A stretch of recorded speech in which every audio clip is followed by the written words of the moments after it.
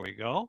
So as of now, our Custom House first Friday on May 1st, 2020 is being recorded. So with that, I'm going to turn it over to Joan Whitlow, our Executive Director of the Custom House Maritime Museum in Newburyport, to introduce our speaker. Joan. Well, thank you, Jack, and thank you for being our tech support tonight and going over the housekeeping items. As he said, welcome everybody.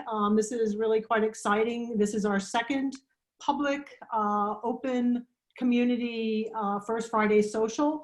We've already exceeded the numbers from last April. I see at least 84 right now. At the moment there was 85, but I guess when you started to record, someone dropped. But perhaps I just wanted to talk a few moments before introducing our guest speaker. I wanted to reassure everyone that the museum is doing quite well. We remain closed, but Sean Palmetier, the assistant director, and I have been busy with getting the exhibitions ready to open whenever that is deemed possible and safe. We're really excited to share those results, and those who have peeked in recently have been very surprisingly pleased with what they see. So I'm really happy and excited to be showing that off in the oncoming weeks ahead. The Potters of the Merrimack River, the exhibition, Century of New England Pottery, closed end of April. Well, actually that closed probably March 18th when we decided not to reopen our doors. But we're getting ready for a new exhibition that we are on schedule to open June 5th. And that exhibition is entitled Entertainment for Man and Horse: Victuals, Libations, and Distractions in an Early American Tavern. We hope to recreate a tavern in the Bushy Gallery as part of a larger one-year initiative that will provide collaborative programming with the theme based around the tavern. The Customs House Maritime Museum plans to host community and member events that bring historic musical performances, storytelling, beer and wine tasting, and even an early American gaming night. The intent is to have a platform in which we can come together after a period of social disruption. And in some instances, some nonprofits may not have a venue, and the Customs House Maritime Museum wants to provide that opportunity. In addition to the gallery changes, we have been working on the building to address the basement windows and water drainage with the gutters, just basic care to preserve the integrity of a historical structure. I feel so much privileged to be in the past few weeks a building all by myself that most draws 1,500 visitors a year. And some days I hear the wind howl off the Merrimack, and then other days I hear footsteps in the attic. I understand there may be more to this story, so tune in with Facebook and Instagram to see what it is like to be alone in the Customs House. Speaking of libations, I hope everyone is enjoying a beverage from one of our two sponsors for the First Friday, the Newburyport Brewing Company and the New England Wine and Spirits. So cheers to all the essential workers. This is a social. I hope everybody else has a drink besides myself. Clink. And then getting back to business, we're really here for Kevin MacDonald's presentation. Many of you know Kevin personally, but I only overlapped with him a few short weeks. Kevin had been the curator for the Customs House collection of 18th and 19th century maritime trade artifacts, decorative arts, and historic documents. He drove up from Hopkinton, Massachusetts, every Friday to volunteer while balancing his day job with IBM, where he's worked over the last 20 years. He's currently working on the Watson's IBM portfolio of artificial intelligence services. Kevin really first impressed me with his steel trap mind for dates, names, and places. I quickly knew he had a talent to tell stories and provided enough background to jog my own recollection of historical circumstances. Kevin is passionate about Newburyport's history, and many were disappointed to learn of his departure last October. Kevin studied at the Harvard University, where he earned a master's degree in museum studies. He also has a master's in writing from Northeastern University. He's currently volunteering at the Worcester Historical Museum, assisting with an 18-month project to renovate the Bellwether Fuller Gallery, which showcase Worcester's industrial and manufacturing history over the past 200 years. Sadly, we lost Kevin. Gratefully, I am sure Worcester Historical Museum is happy to have him now. So tonight, I'm happy to present Kevin, Hoist the Red Flag, Epidemic and Quarantine in Early Newburyport. Thank you for joining us, Kevin. All right. Thank you. It's really great for me to be on. I'm very grateful that the board of directors, and specifically Sue Bernard and Jack Santos, reached out and asked me to present. And it's really good for me to be back. I've missed the community here, and I see many names right now of people online that I recognize. So I'm glad to be back and have the opportunity to speak with folks. So let me see if I can get this thing going here. All right, I hope everybody is privy to the screen at this point. Yes, I hope. Yes. All right. So when Susan asked me to present, I guess I didn't have to think too hard about what would be a relevant topic right now. Here we are on the 1st of May, 2020, and the whole reason we're meeting like this online virtually is because of the ongoing global pandemic around the current outbreak of the COVID-19 novel coronavirus. And as we all observe mandatory quarantine restrictions, I believe that it can help to look to past episodes of different epidemics to hopefully provide a more complete understanding of our current situation. So while New England's history traditionally begins with the landing of the Puritan separatists at Plymouth aboard the Mayflower in 1620, in reality, there had already been about 100 years of contact between Native American Indians and Europeans, particularly French fur trappers and Portuguese fishermen. These Europeans brought diseases which the natives had no immunity to. This included smallpox, measles, tuberculosis, cholera.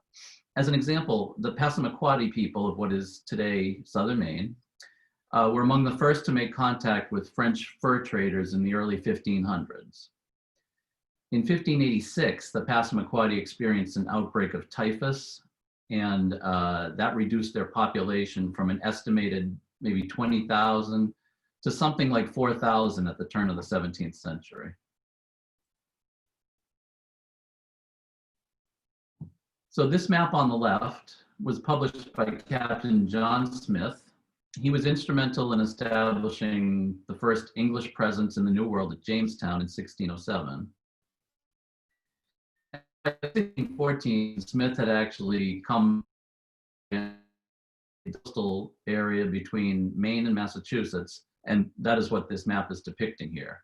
It was during this expedition that the captain of one of Smith's other ships captured 20 Native American men and ended up returning them to Spain, actually, for sale as slaves. One of those captives was Tisquantum, Squanto that we know from the Pilgrim story, a Patuxet tribesman who ended up making his way from Spain to England. It was also in this year, in 1616, that one of those European diseases began to move down the coast from Maine to Massachusetts. It's what they call the New England Coastal Plague. And while it's unknown what the disease actually was, I think some of the more recent theories based on some contemporary descriptions of what people were suffering, I've heard that it could be leptospirosis, which is a blood infection caused by bacteria, and it causes a jaundice, kidney failure, and eventual pulmonary hemorrhage. So it's a kind of a nasty thing. So many of the native population died over the next 3 years that estimates of a 90% fatality rate are common. The Massachusetts tribe, for example, declined from an estimated population of about 4,500 in 1616 to about 400 3 years later.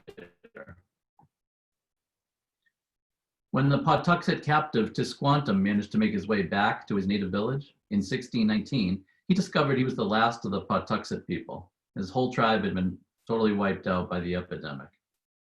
When the Puritans landed the following year, at the site of his native village, their colony's existence actually rested, of course, with his survival skills and his ability to speak English. John Smith actually did return also to New England in 1620 and wrote in his journal something that many of the pilgrims believed, which was, quote, "God had laid this country open for us, where I had seen 100 or 200 people. Now there is scarcely 10 to be found."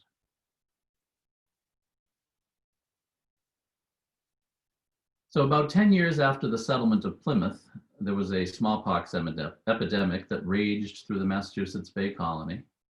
It was a pattern that would repeat itself on average about every 10 years for the next century and a half.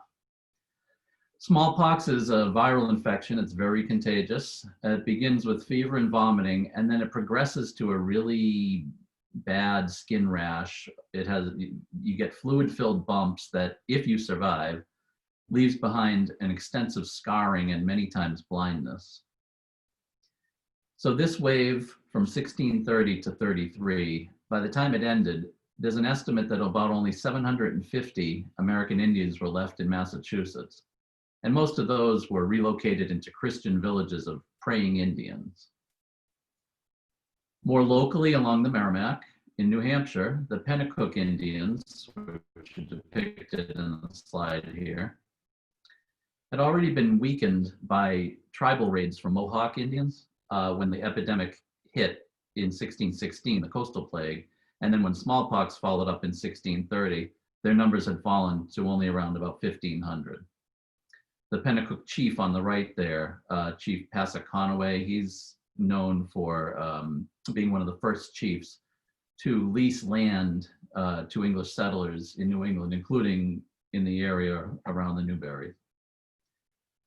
Also by 1633, two other Pennacook tribes in Massachusetts, the Agawam in Ipswich and the Nomkeag in Salem, had been almost completely eradicated. And a year later, in 1634, the original settlers of Newbury Plantation arrived in Ipswich and moved to the Parker River site in Newbury the following spring in 1635. During the first 100 years of Newbury's existence, there were several documented instances of widespread disease.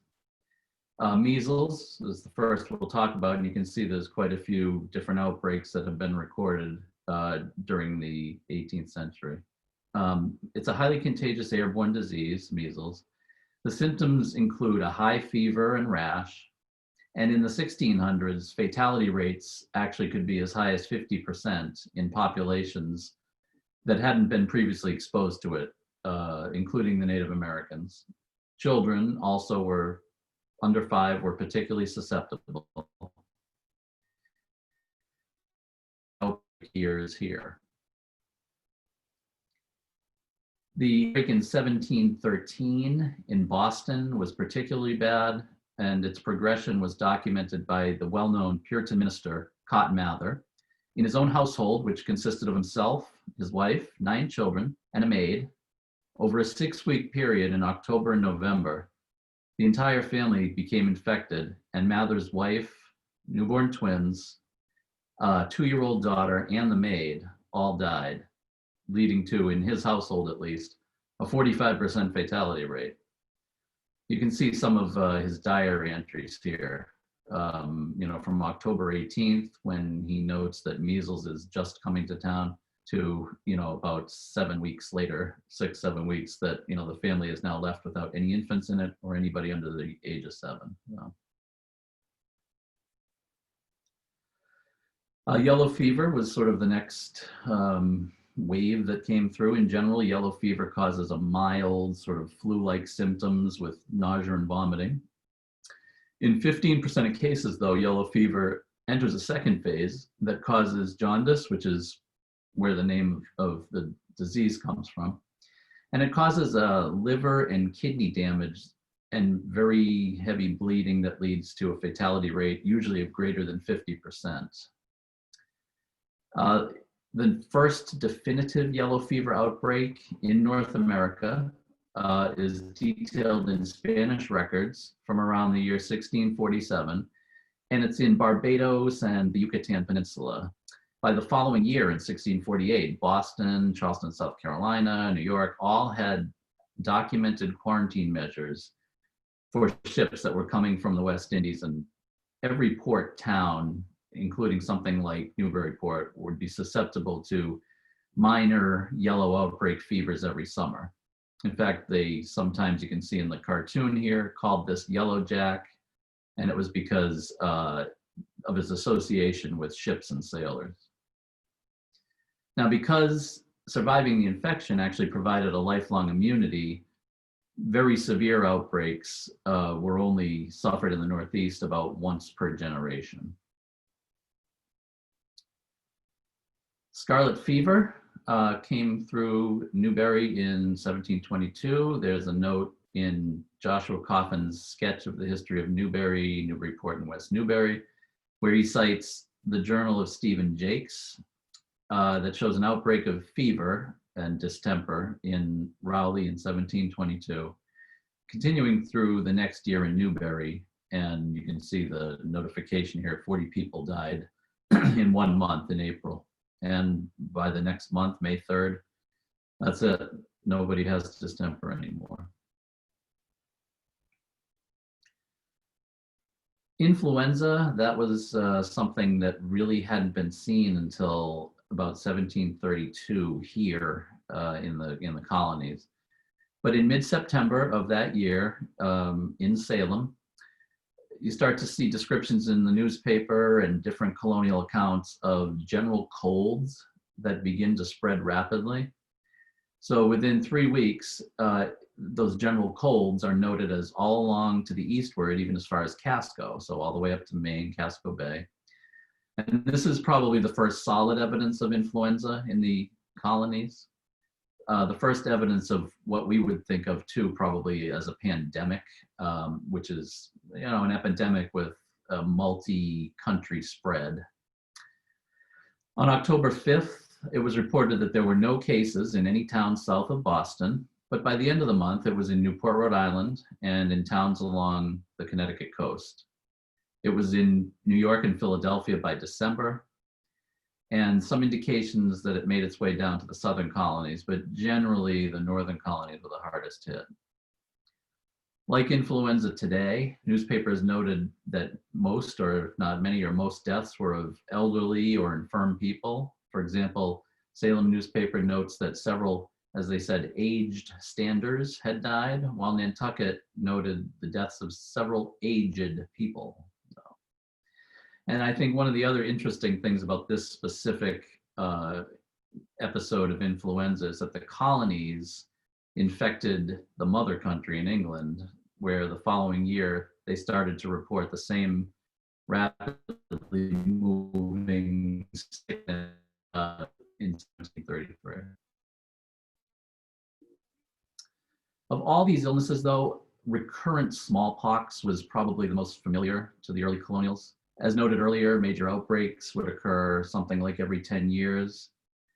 And so happens just weeks after Newburyport separated from Newbury to form its own town in 1764, the selectmen had to adopt measures to prevent the spread of smallpox through the community.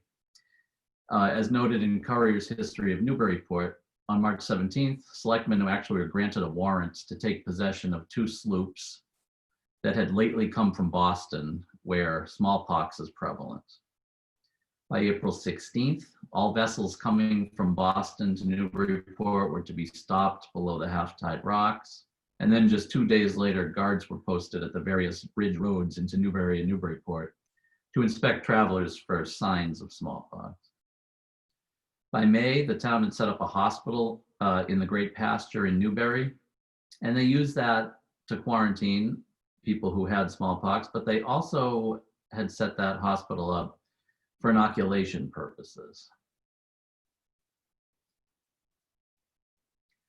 Now, inoculation was a contentious issue throughout most of the 18th century, particularly in Massachusetts. You can see in the picture on the right here, people would be purposely cut by a doctor and then directly infected with discharge from the sores of a smallpox victim. And you remember Cotton Mather, that's the fellow on the left there. That's the Puritan minister who lost half his household to measles in 1713.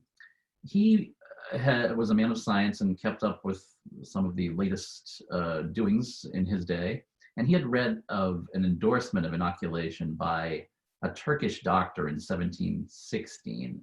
And he decided that he would press Boston's doctors to try inoculation if smallpox reached the colony again.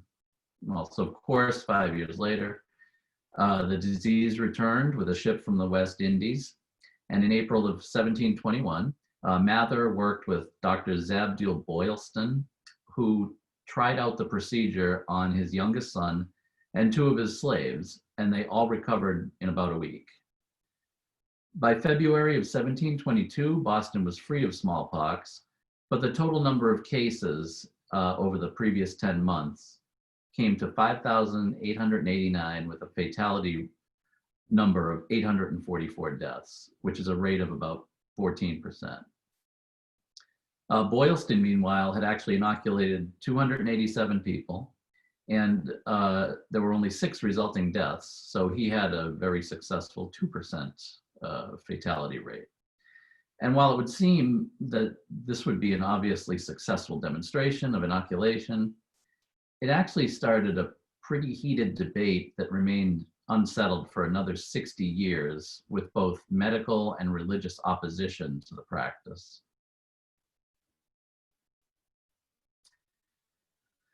Unsurprisingly, I guess, and we probably see it more today too, there was a politicization of both inoculation and smallpox more generally, particularly around the time of the American Revolutionary War.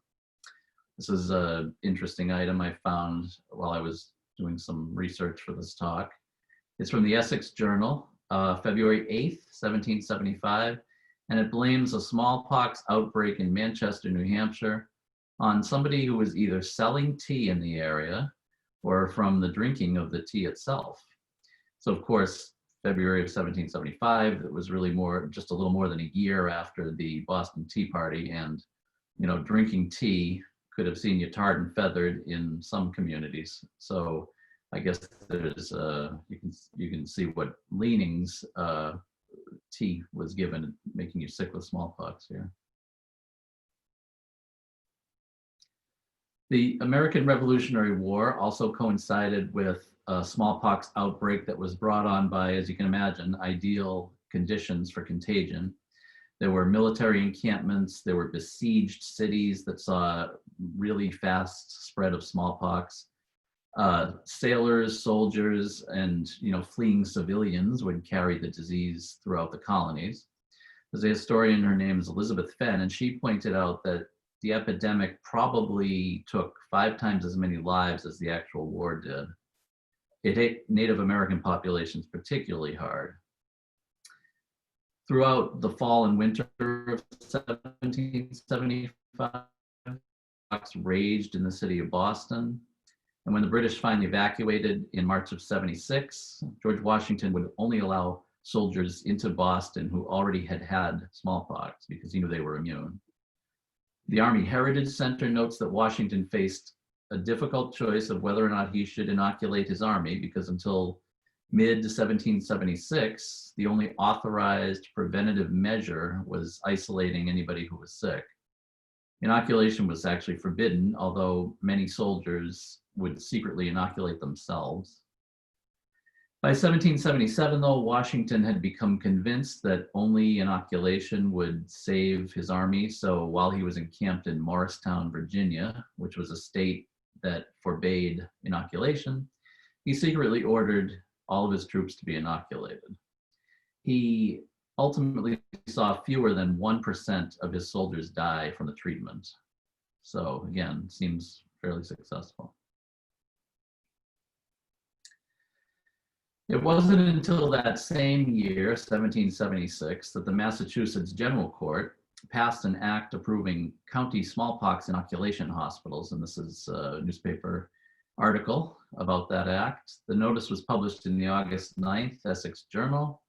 It details the supervision, the penalties, and many of the things required for a quarantine hospital.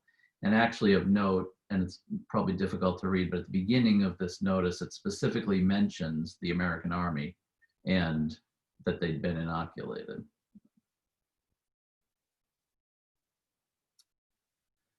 Like many towns, even after Massachusetts passed this act in 1776, Newbury and Newburyport debated the efficacy of inoculation.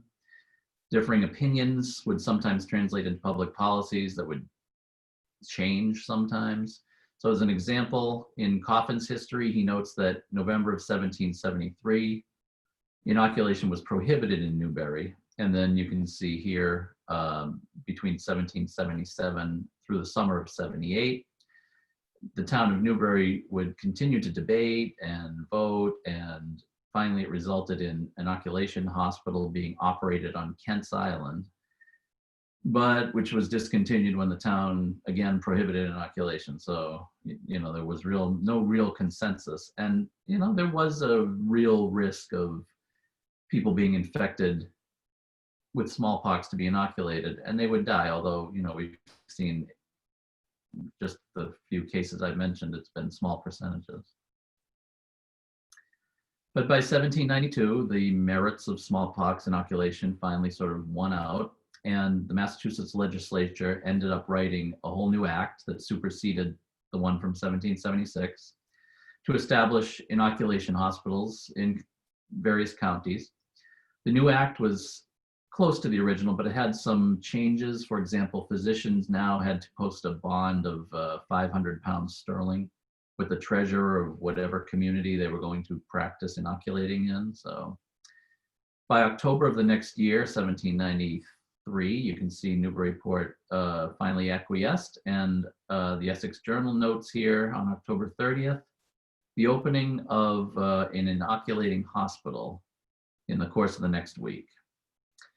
Within 5 years, smallpox inoculation actually would become a very normal and much safer course of medicine after Edward Jenner discovered in 1798 that cowpox, which is a much less deadly viral strain, could be used to produce the same lifetime immunity to its deadlier cousin, smallpox. So also in 1793, while smallpox was subsiding throughout the states, there was another epidemic that would affect port cities in particular, and that was the yellow fever epidemic. It started in Philadelphia. In August of that year, a cluster of cases was recognized by a doctor in town. It's good that he did recognize it because it had been the first outbreak of cases in about 30 years, and he was old enough to have remembered the previous time that it had happened. They identified the start of this at Arch Street Wharf in Philadelphia, and by November, more than 5,000 people out of a population of 50,000 had died. People were fleeing the city, probably 20,000 people left the city at that point. Major port cities like Baltimore and New York, they instituted quarantines against both people, ships, and goods from Philadelphia. And Newburyport was no different. You can see here is an example of a news article from the Essex Journal, September of 1793. And it gives a lengthy account of the epidemic in Philadelphia. And if you read through the whole article, it actually talks about, there was deaths of people within 8 to 10 hours of showing symptoms, and sometimes more than 40 a day dying. And the paper also includes this public notice here on the right that vessels from specifically Philadelphia, but also the West Indies, had to be quarantined until they were given a certificate from the local health officer to be able to get off the ship. The same newspaper also published several health tips, and including not leaving dead animal carcasses in the street, which seems like it would be obvious, but it also was fairly forward thinking, as it also asked people to clear drains of stagnant water. So that was probably something good. And then yellow fever, of course, would reappear in Newburyport and other port cities. I think I mentioned just about every season. In his history, Caleb Cushing notes 38 deaths from yellow fever in 1796, including this fellow here, Dr. John Swett, at the age of 45. And you can see at the end of the small obituary there, he says he fell sacrifice to his fidelity in exercising his profession during a calamitous period when yellow fever prevailed in Newburyport. As merchant ships would return from the West Indies during the spring and summer months every year, sailors would bring yellow fever. And August and September were sometimes referred to as a time of sickening, actually, in the newspaper. So, because yellow fever is a mosquito-borne illness, it disappears every year as the cold weather sets in during the fall, which kills the mosquito population. And while recognition of the mosquito's role in transmitting yellow fever wasn't known until the late 19th century, observation of this, summer-fall pattern led to seasonal quarantines being instituted around 1800.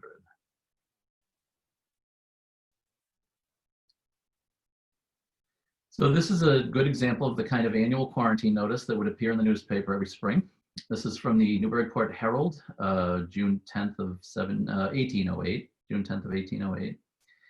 And it notes that starting on the 1st of June, any vessels from the West Indies or the tropics, or carrying any sailor who shows basically any sign of anything, smallpox, fever, plague is even mentioned in here, is restricted to anchor below the piers, and that they had to perform quarantine and be purified, which means they had to be smoked, basically, including all of their clothing, their bedding, and the cargo aboard the ship. The notice right in the middle of the slide there, it says they are to hoist the red flag, which would be delivered to them by the town's health officer on the mainmast of the ship. It had to be kept up the whole time during the quarantine. And no person or cargo was allowed to either enter or leave the ship, except and until they were told they could by the selectman and the health officer. So I want to talk now about the first sort of modern style pandemic, I guess, that we might recognize in the more modern sense, which was a sort of a truly global illness spread by international travel. And that was an Asiatic cholera outbreak from 1826 to 1837.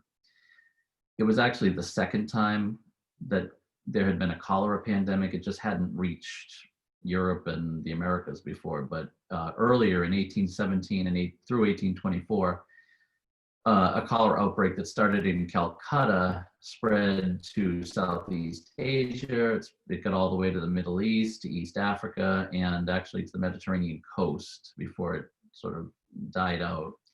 This second wave that began in 1826, it spread along trade routes. You can basically follow it.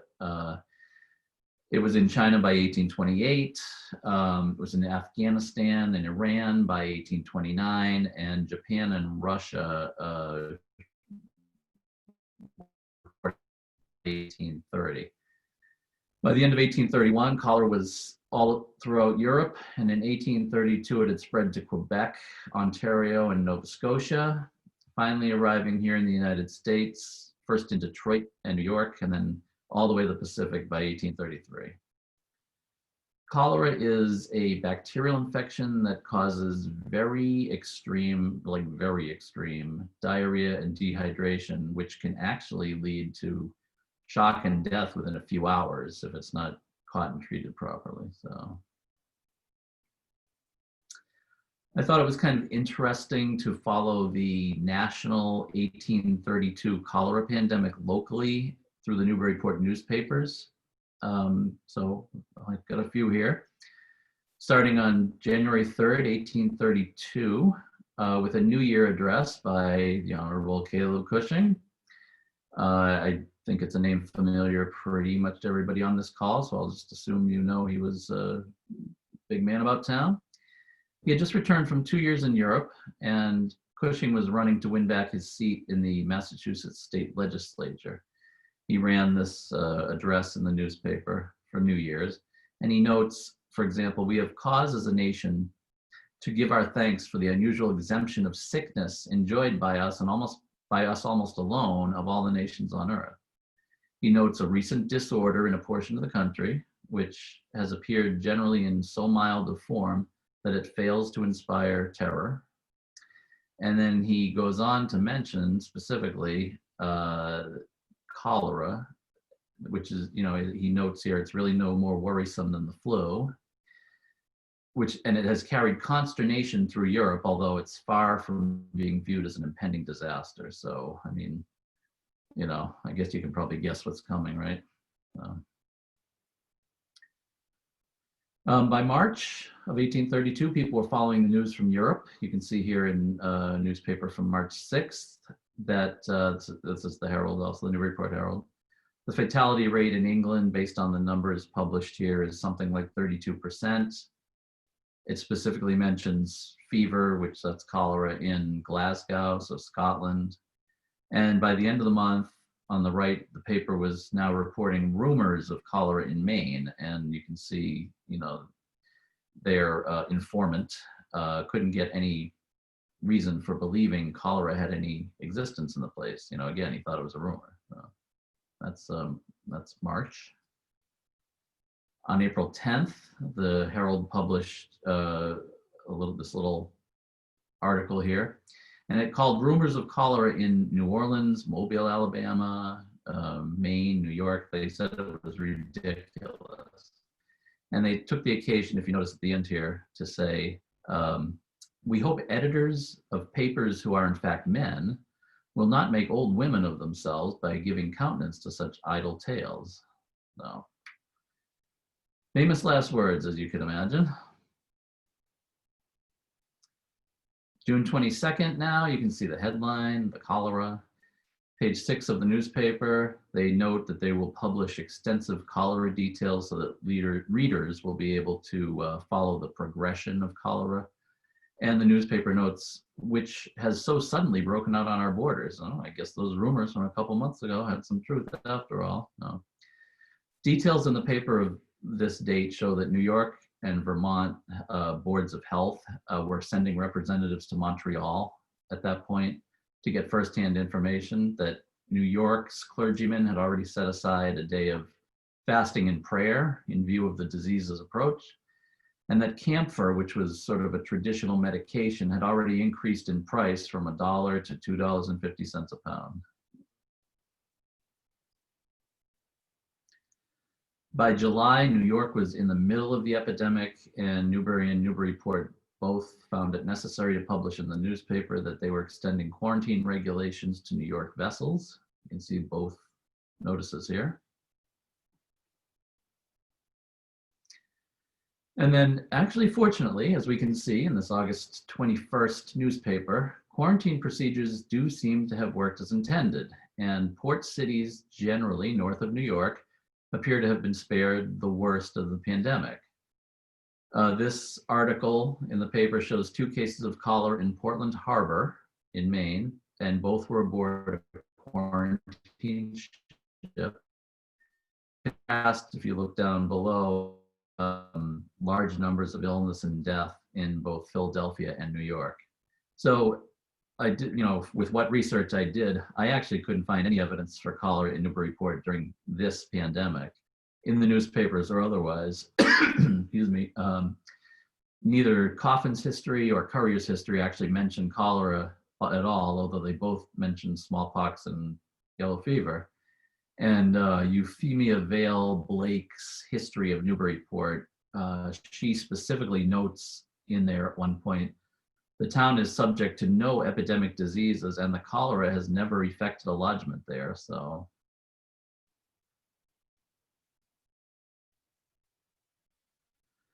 So by the end of that year, 1832, cholera had moved west and south, and the paper had returned to providing only these sort of small news items about cholera. This November 29th edition here, for example, notes actually 2,000 cholera deaths in 12 days in New Orleans, which is terrible, although it was now considered over there. And there were 16 deaths the previous week in Cincinnati.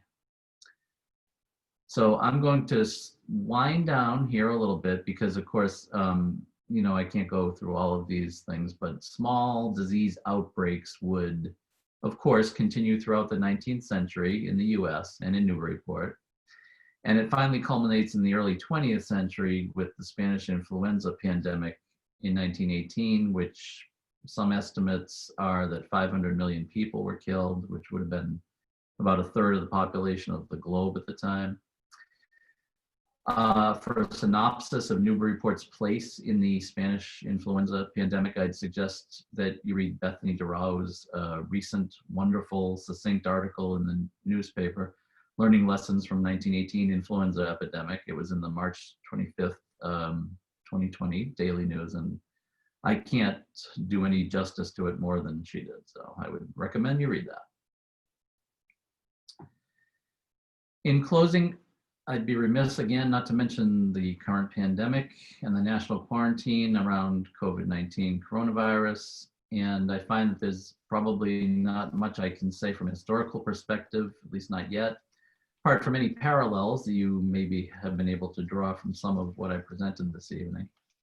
And while we hear COVID-19 and the global reaction to it is unprecedented, which is certainly true in many ways, the scale of the response, the global speed of the transmission, there are some historical precedents in earlier epidemics that we can appreciate.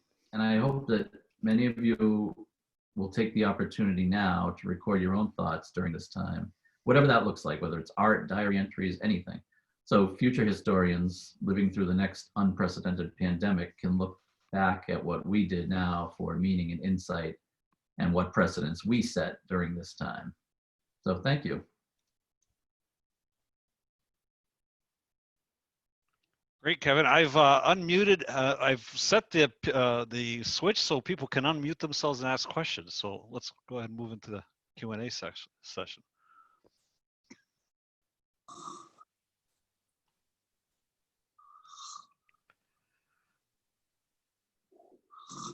Anybody? Don't be shy. You can ask questions or submit questions in the chat.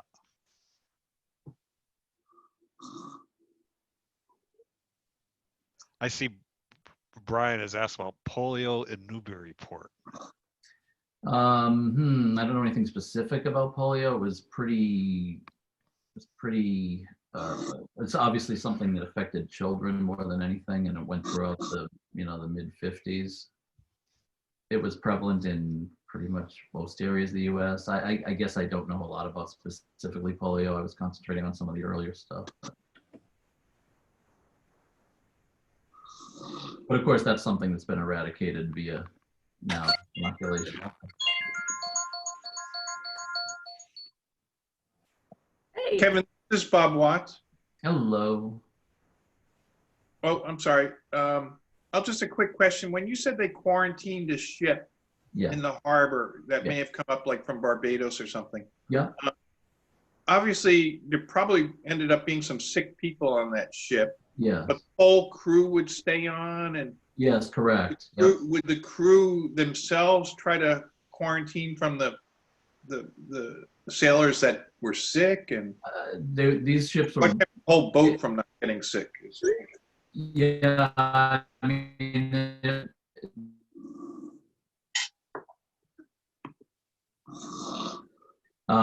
there wasn't really a lot of places to hide, so I'm sure just common sense, some sailors would have tried to stay away from the sickest people. Sorry, I think my internet glitched there for a second. But yeah, they would try and stay away, but it was pretty, they couldn't come up past, the half-tide rocks basically, and they had to stay out in the river until, like I said, there was all kinds of regulations like flying the red flag. So that was an order for anybody to not come or go at all onto that vessel. So.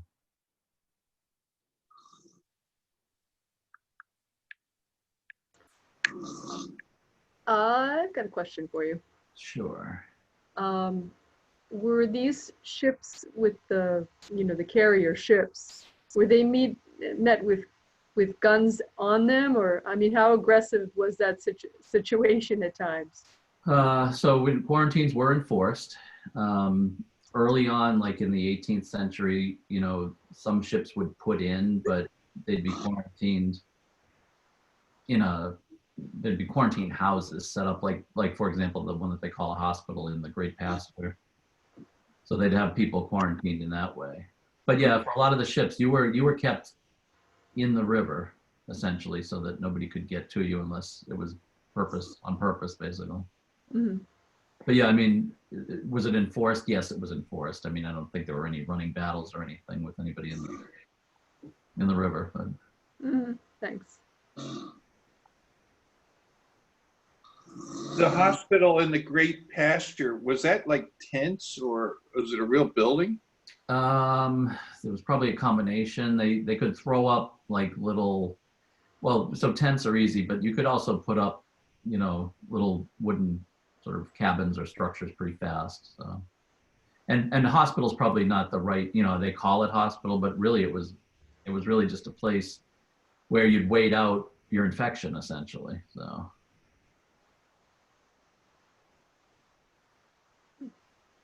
Not a ton of care given. Kevin, this is Joan. I'm actually receiving, sorry, I should put on my video. No, that's fine, Joe. I was, Jack won't let me in just yet, but that's okay. I understand that there was some questioning about the color choice of flag. You know, I know that you had chosen the topic as being red, and then there was some concern about the yellow. And I heard back from you a very nice explanation, and perhaps you can just sort of let people know what your findings were on the various diversity of the colors. Yeah, so red was, you know, I don't think it was specific to Newburyport, but I mean, you know, that was what this town did. Their port authorities essentially made quarantine ships fly a red flag. More generally, the question is, you know, were quarantine ships supposed to fly a yellow flag? And yes, that was a sort of an international standard through the mid to later 19th century. So there were ships that would fly, and again, it was the Yellow Jack, right? And we saw that Yellow Jack was because there were ships that would fly a yellow flag, and because the sailors, the jacks, they'd carry yellow fever essentially. And what's kind of interesting is more now modern signal flags, if you fly sort of a yellow flag now, it means that you're actually requesting somebody to come aboard and certify you that you're okay, that you're not quarantined. So it's kind of done a 180. Mm-hmm. Mm-hmm. And I saw a couple of other questions about anywhere in your research, did you see either lessons that we could learn, such as wearing masks or having a certain specified time for quarantine? Yeah, so I mean, time for quarantine is kind of interesting because, of course, you know, the quarantine was lifted when there was no indication of sickness. We're not muted. So, you know, I whether you were still carrying something, nobody really knew that in the, you know, the 18th and 19th century necessarily. So if the health inspector came aboard and he said, okay, everybody seems fine, then that was it. The quarantine was over. Mm-hmm. Are there any other questions? I could read a few more. Yeah, I got a question. Hey, Kevin, it's Art Levine. Hey, Art, how you doing? Good, I'm good. Very interesting talk. Thank you. You were talking about inoculations. Yes. Did a doctor, did he bleed somebody and use the blood? Did he use? No, it was actually, you know, smallpox. It creates raised bumps on the skin that eventually weep, if that's the nicest way to say it. So he would take that discharge from a smallpox lesion and cut somebody, usually on the arm or leg, and put that substance basically into the cut. So. Okay. So, but for influenzas or things like that back in the 1800s, they weren't bleeding people, were they, to exchange blood? No. No, I mean, medicine had progressed far enough that they weren't really bleeding people much for anything. So. That's okay. Thank you. Yeah. I have a question, Kevin. I'm just really curious. I just saw the question about the special places or specific places in cemeteries. I know Newburyport has quite a few cemeteries, and I do recall reading for quarantine. Sorry, Given me that copy to read. I am not familiar. I've never seen a cemetery historically marked as an area specific for, diseases of people that have been mass interned. Is anyone aware of that in Newburyport? I'd just be really curious. I know that there's a lot of people who have done research and are quite knowledgeable about the cemeteries, but can anyone answer that question? I don't have an answer for Newburyport, but on the Big Island in Hawaii, there is I know there is a smallpox cemetery area that to this day they won't dig into it or do any kind of archaeological survey or anything in that area because there's still some kind of belief that there might be something active there. That I volunteered on a dig over there at one point, and that particular area it was a Japanese cemetery. It was off limits, and that was the reasoning behind it. Was they had buried, I think it was actually smallpox victims there. So. Right, because it most likely would have been a mass grave. Yeah, it was a mound. It was a mound. And Lyme was just sort of, I mean, it just horrific when you think of it, of having people. Yeah, I mean, some of the early epidemics of Native Americans, there's English accounts of, dead natives laying all over the place because there wasn't enough of their tribesmen left to bury them or do anything with them, basically. So, yeah, definitely horrific. We have a few more minutes if there's anybody else that would like to ask a question. I'm kind of trying to monitor the chat, but feel free to turn on your microphone. I understand there was, we had anthrax came in from sheep, right? And wool.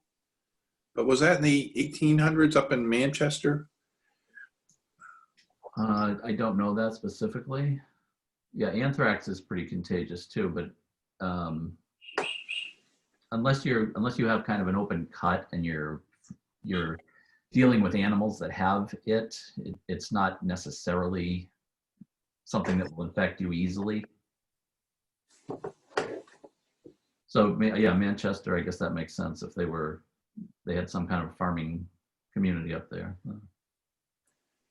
But I don't know that. I heard that specifically. I heard it was the mills up there. They were using wool to make it. And okay. Like our issue with our meat packing, the people were in close proximity and it passed between them. I mean, it would normally pass from animals. I don't know about, if there was somebody shipping wool here or to Manchester. I don't know how likely it is that anthrax survives just in the wool. I noticed in the chat, Phyllis Levine raised her hand. Just unmuting her if you have a question.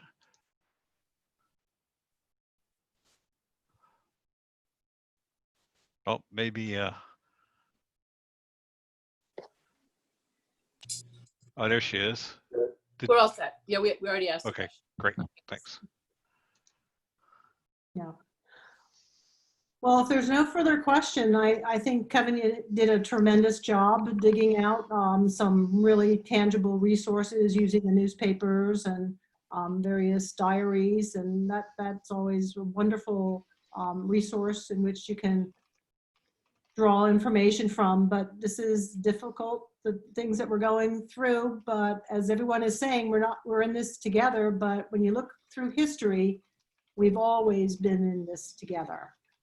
So I think, we just need to make sure we stay safe and stay healthy and one day the numbers will decrease and we'll get back, but hopefully we'll take some lessons learned and still prioritize what we love and learn and like in our lives. So thank you for Kevin for joining us. Well, thank you. I'm really glad to virtually see a lot of people again. Thank you. Thanks, Kevin. Thank you, Kevin. All right. Yeah, can you post that donation address again? Sure. Donate the donate.thechmm.org, and I'll put that in the chat. So, Kevin, I personally want to thank you for coming tonight and putting this presentation together for all of us. I mean, it was a very quick ask, and we so appreciate seeing you, being part of the family, and looking forward to our next venture together. All right. Thank you. Thanks, Sue. We know that's coming up, all right? So thank you all for joining us. Thank you. Good night. Thanks.